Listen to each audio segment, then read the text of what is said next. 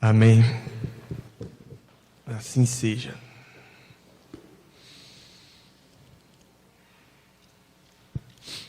Irmãos, demonstrar minha felicidade de estar mais uma vez aqui, pregando, dando a mensagem. Espero que, através de mim, o Espírito Santo possa edificar a sua vida.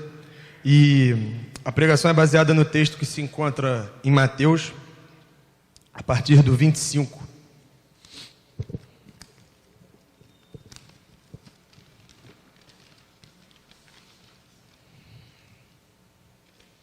Mateus 25, nós leremos até o 34.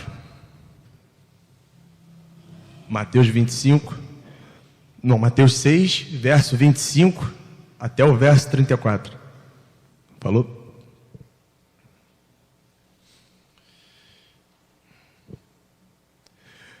Por isso digo a vocês, não se preocupem com a sua vida, quanto ao que irão comer ou beber, nem com o corpo, quanto ao que irão vestir. Não é a vida mais do que o alimento, e não é o corpo mais do que as roupas? Observem as aves do céu, que não semeiam, não colhem, nem ajuntam em celeiros. No entanto, o Pai de vocês que está no céu as sustenta. Será que vocês não valem muito mais do que as aves? Quem de vocês, por mais que se preocupe, pode apresentar um côvado ao curso de sua vida? E por que se preocupam com o que vão se vestir? Observem como crescem os lírios do campo. Eles não trabalham nem fiam. Eu, porém, afirmo a vocês que nem Salomão, em toda a sua glória, se vestiu como qualquer deles. Ora, se Deus veste assim a erva do campo, que hoje existe e amanhã é lançada no forno, não fará muito mais por vocês, homens de pequena fé? Portanto, não se preocupem dizendo, que comeremos, que beberemos, ou com que nos vestiremos? Porque os gentios é que procuram todas estas coisas. O Pai de vocês que está no céu sabe que vocês precisam de todas elas. Mas busquem em primeiro lugar o reino de Deus e a sua justiça, e todas estas coisas lhes serão acrescentadas. Portanto, não se preocupem com o dia de amanhã, pois o amanhã trará os seus cuidados. Basta cada dia o seu próprio mal. Amém? A gente vive numa geração muito preocupada, muito ansiosa, dominada pela ansiedade. Às vezes, preocupações rotineiras, coisas do cotidiano conseguem causar pânico na gente, conseguem nos consumir e atrapalhar essas nossas atividades e o nosso funcionamento em família, já que estamos, no mês da família. E falar de ansiedade é uma coisa que na teoria parece fácil, parece simples, mas na prática a gente não sabe que não é, porque eu mesmo, minha própria experiência, eu diria assim que a ansiedade é aquela pedra, de tropeço. Então é uma coisa em que eu me prejudico demais, eu ser bastante ansioso. Esse é um texto que fala bastante ao meu coração. Primeiro porque não é nenhum tipo de estudioso da psicologia ou da psicanálise que está dizendo isso aqui, mas quem fala isso aqui é Jesus, quem fala isso aqui é o nosso Salvador. Então tudo que vem dele é confiável. Eu trouxe 2 dados sobre ansiedade antes da gente entrar no texto, fatos assim que me surpreenderam negativamente. A Universidade Estadual de Ohio diz que o Brasil é líder de ansiedade, isso em 2021.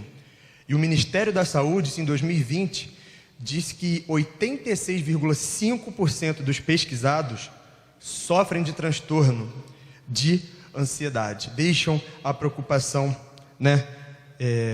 tomar conta da gente.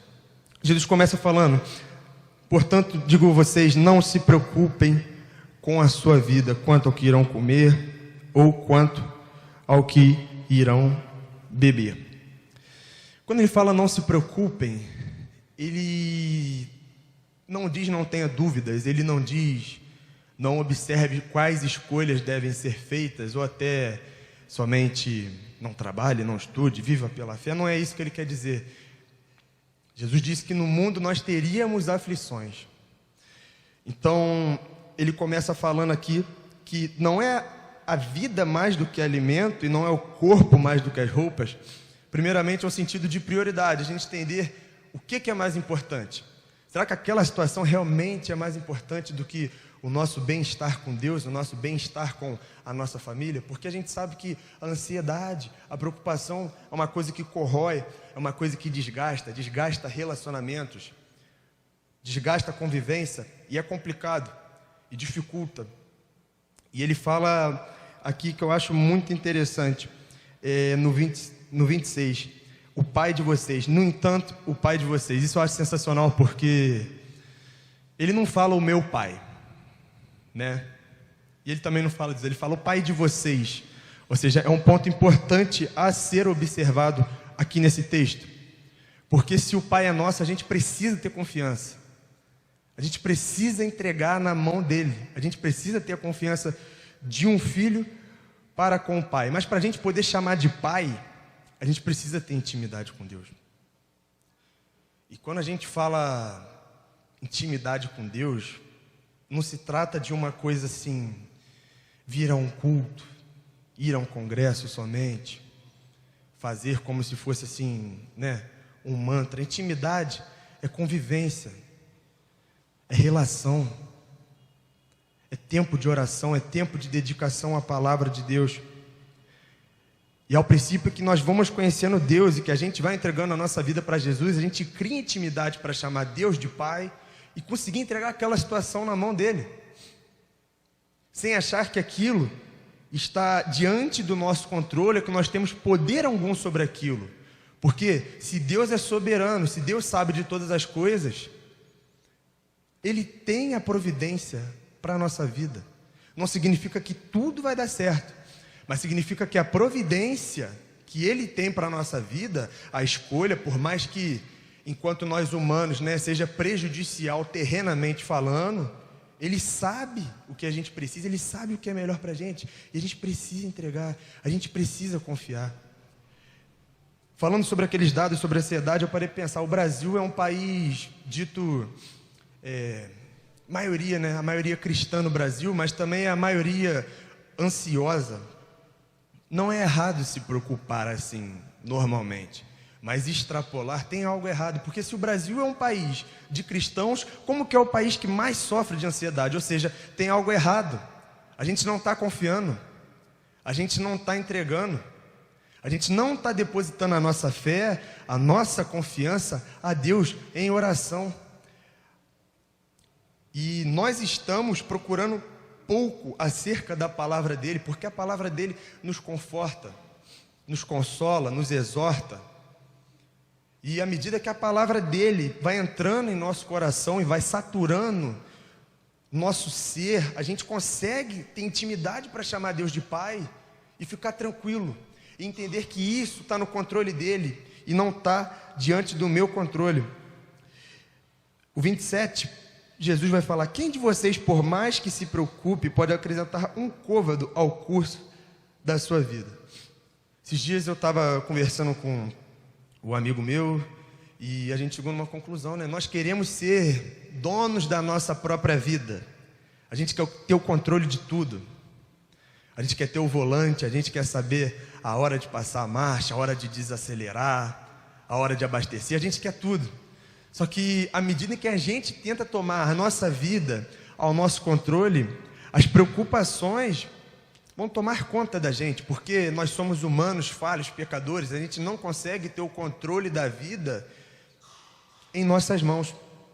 E teve um dia que eu fui, se eu não me engano, em alguma reunião dos jovens, eu não faço parte dos jovens ainda, mas eu tinha ido numa reunião, e o Arthur Reinaldi falou para mim um negócio muito interessante, eu fiquei com aquilo na cabeça. Ele falou: cara, você sabe por que o diabo ele odeia tanto a gente? Eu fiquei pensando, por que o diabo odeia tanto a gente? Porque ele tentou ser Deus uma vez, ele tentou tomar o lugar de Deus uma vez, e ele foi expulso do paraíso. A gente tenta ser Deus todo dia, e a gente recebe graça de Jesus.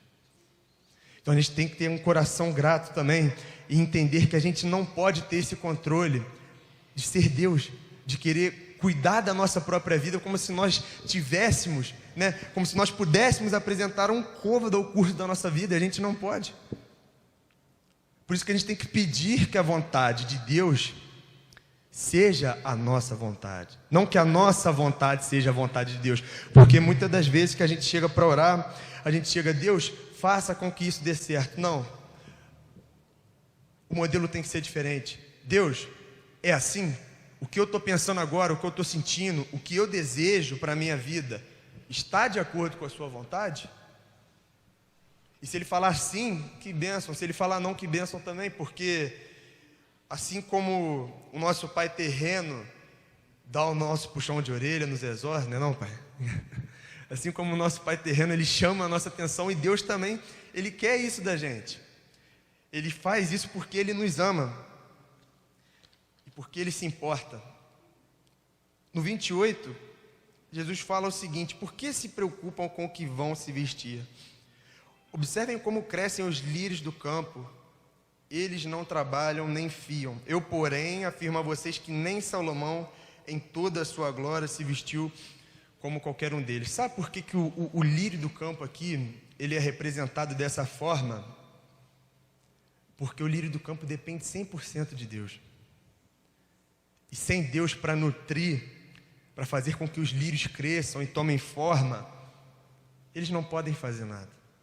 Por isso que é um bom exemplo a gente pegar. E o lírio do campo é uma coisa tão simples, é uma coisa que naquela região, né, de Israel tinha tanto, em tanto lugar, é uma coisa tão comum, mas é tão interessante a gente observar que o lírio, assim como as aves dos céus, elas dependem totalmente de Deus, e por isso que não falham. Por isso que esse ciclo se repete, porque elas são dependentes de Deus, e a gente tem que aprender a depender de Deus, assim como o lírio do campo que depende. E um ponto que eu diria que é interessante, ele afirma que nem Salomão em toda a sua glória se vestiu como qualquer um deles.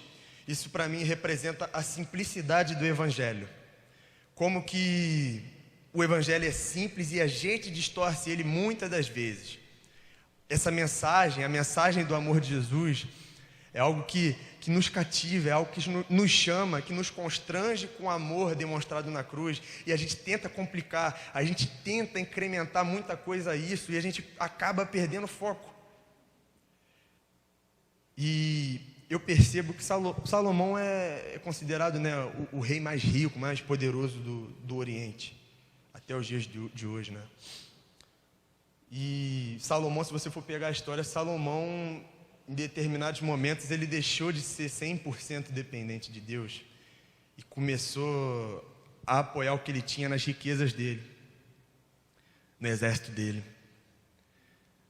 nas esposas, milhares de esposas que ele tinha. Ele começou a apoiar a confiança dele em coisas que a traça e a ferrugem corroem e onde os ladrões, né, escavam e roubam.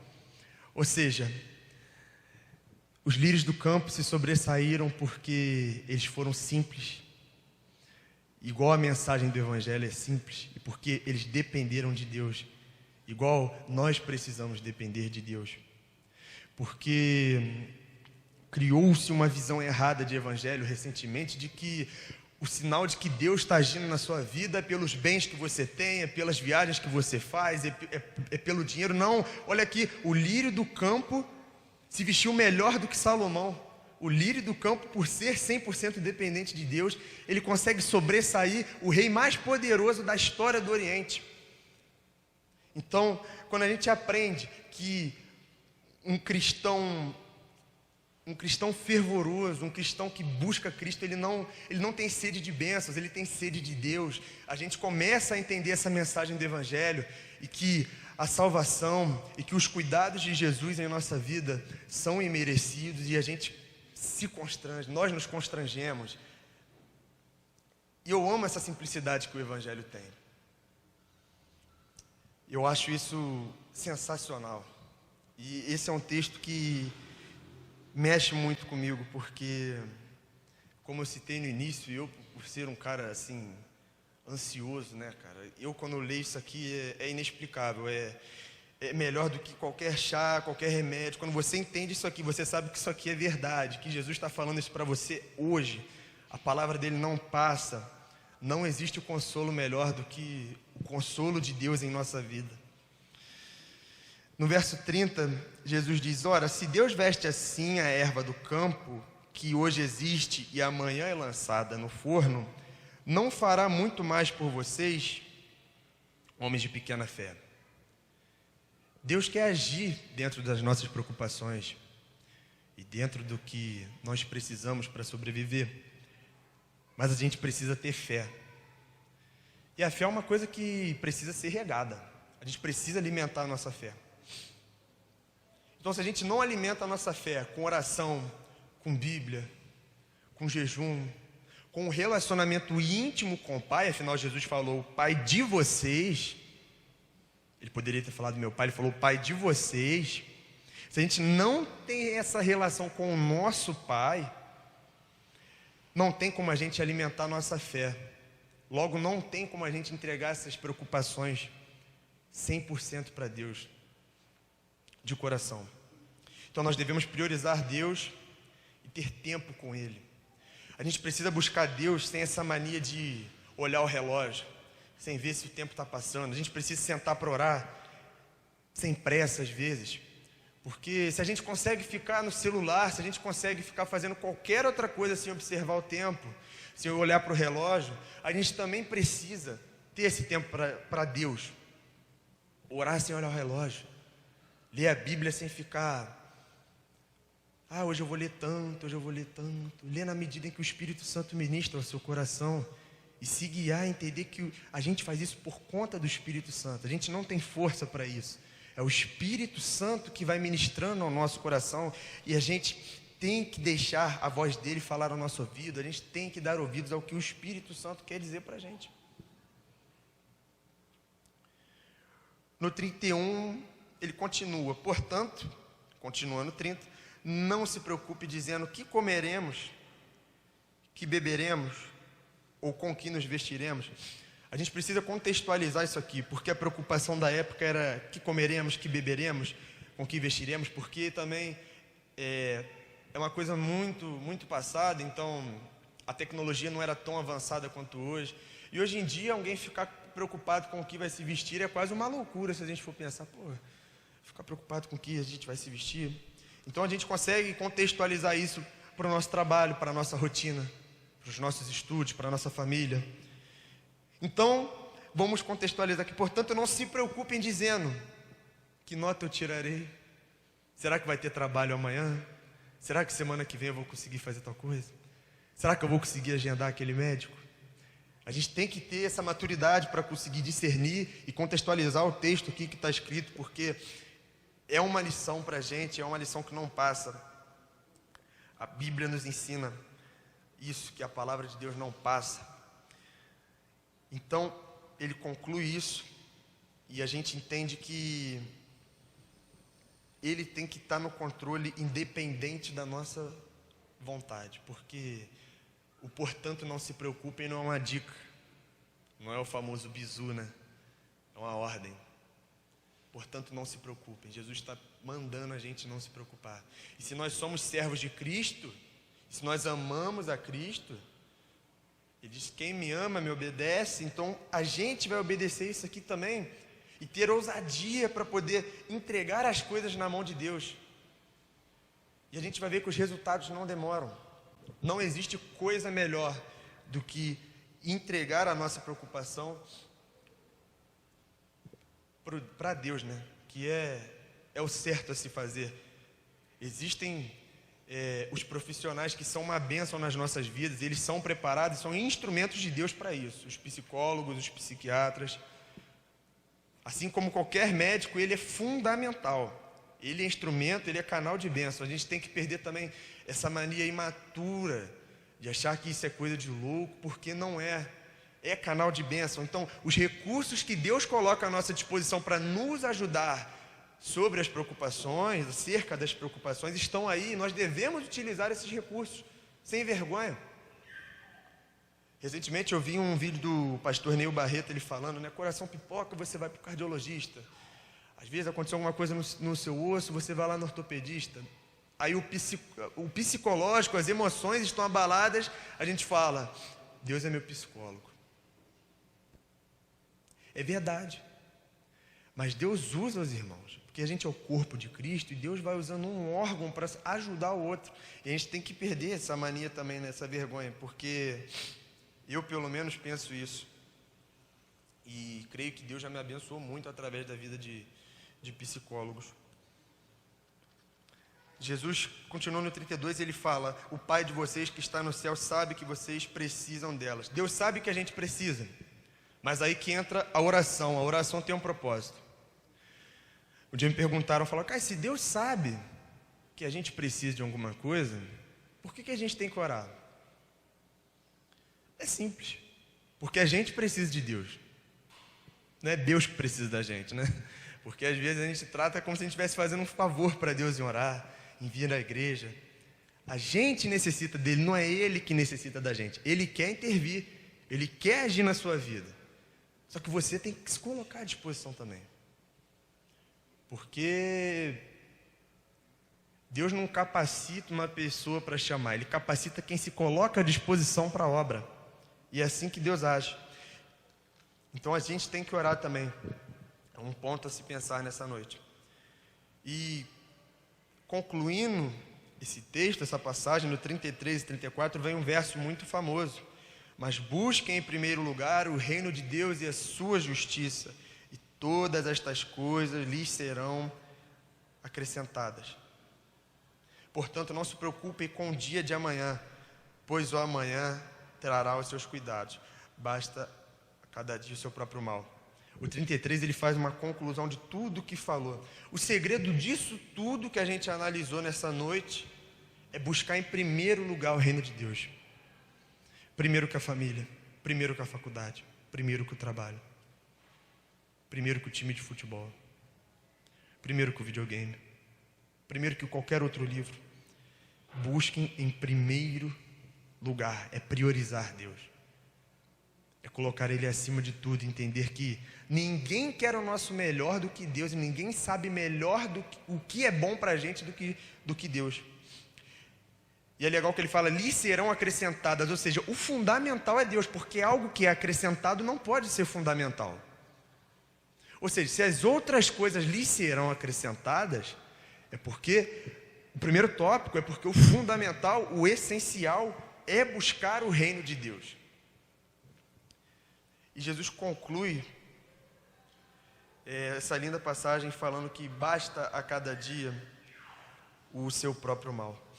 A gente tem que viver um dia de cada vez, crendo na provisão de Deus para a nossa vida, crendo no que Jesus disse de coração, não como uma frase qualquer, não como uma passagem qualquer, mas crendo que essas aqui são as palavras de vida eterna. Isso aqui vai nortear o curso da nossa vida. Para onde eu vou, para onde eu vou trabalhar, o que eu vou fazer, como vai ficar, eu não sei, nem vocês, mas a gente tem que ter a certeza de que Deus estará no nosso caminho. Tem uma música que eu estava até comentando com a minha mãe, eu gosto muito de MPB, né? Eu vi esses dias uma música chamada Copo Vazio, do Chico Buarque. Aí fala, eu fiquei pensando muito nisso. É sempre bom lembrar que um copo vazio está cheio de ar. Eu falei com a minha mãe, é verdade, cara. Um copo vazio não está vazio, ele está cheio de ar. Só que ele está cheio daquilo que o copo não está aguardando. Porque o copo aguarda um líquido. Então, se a gente ficar se enchendo do que a gente não precisa, se enchendo de futilidade, se enchendo às vezes de coisas que não agregam, e colocando Deus em segundo plano, é impossível que a gente consiga ter intimidade para chamar o Pai de Pai e entregar essas nossas dificuldades, essas nossas preocupações que apertam, assolam a nossa alma, né? Machucam, para Deus. Então, em vez da gente encher esse copo de ar, a gente tem que encher esse copo de água. E a gente tem que beber essa água do Senhor.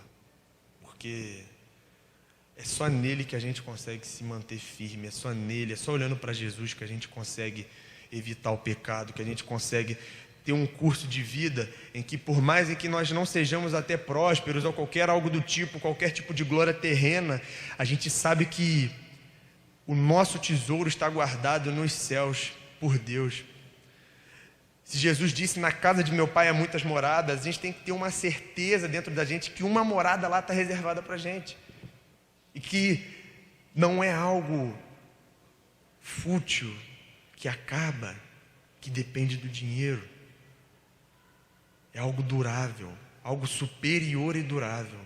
Então a gente tem que ter essa consciência. Amém? Vamos orar então para acabar essa mensagem. Pai amado, Pai querido, nós te bendizemos, Pai, te louvamos porque a Tua palavra, Pai, ela nos consola, nos conforta, nos exorta, nos motiva a trocar hábitos, Pai, colocar o Senhor em primeiro lugar.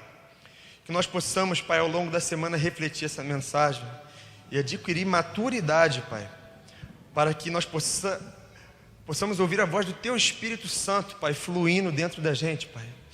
E que a gente possa demonstrar não só em palavras, mas através das nossas atitudes, quem nós servimos, Pai. Que Jesus Cristo seja o centro de nossas vidas. E que nós possamos, Pai, ver uma vida olhando para a cruz.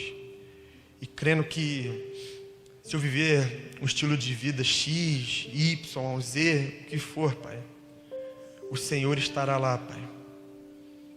A gente vai ter aflição. A gente vai ter preocupações. Muitas das vezes situações vão assim querer nos tirar, perturbar o sono, Pai. Mas a gente vai ter ousadia, Pai, para poder entregar essa situação na Sua mão com confiança e sinceridade. E creio que a gente não tem poder para nada. Em nome e por amor de Jesus Cristo, Pai, que nós te oramos e te agradecemos. Amém.